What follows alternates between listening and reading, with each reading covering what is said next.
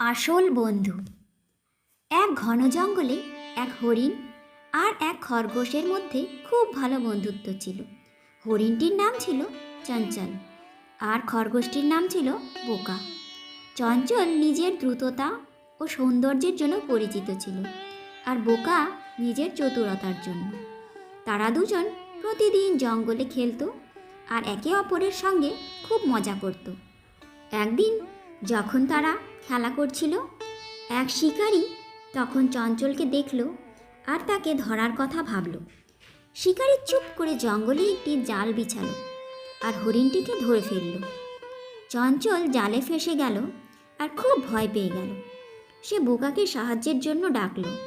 বোকা দেখল চঞ্চল বিপদের মধ্যে রয়েছে আর তৎক্ষণাৎ সে একটি পরিকল্পনা করল।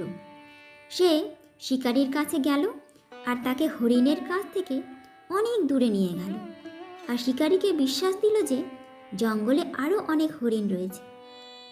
ওইদিকে খরগোশ হরিণকে জাল থেকে মুক্ত করল। যখন শিকারী ফিরে এলো, সে দেখল যে হরিণটি জালে নেই। সে ভীষণ রেগে গেল, কিন্তু সে কিছুই বুঝতে পারল না। ওইদিকে চঞ্চল আর বোকা জঙ্গলের অনেক গভীরে পালিয়ে গেল আর সুরক্ষিত জায়গায় চলে গেল। এই ঘটনার পর চঞ্চল আর বোকার বন্ধুত্ব আরও গভীর হয়ে যায়। চঞ্চল বোকার সাহস আর চতুরতার অনেক প্রশংসা করল। বোকা তখন চঞ্চলকে বলল, বন্ধুত্বের মধ্যে সবথেকে বড় ব্যাপার হলো একে অপরের সাহায্য করা, আর আমি সব সময় তোর সঙ্গে আছি।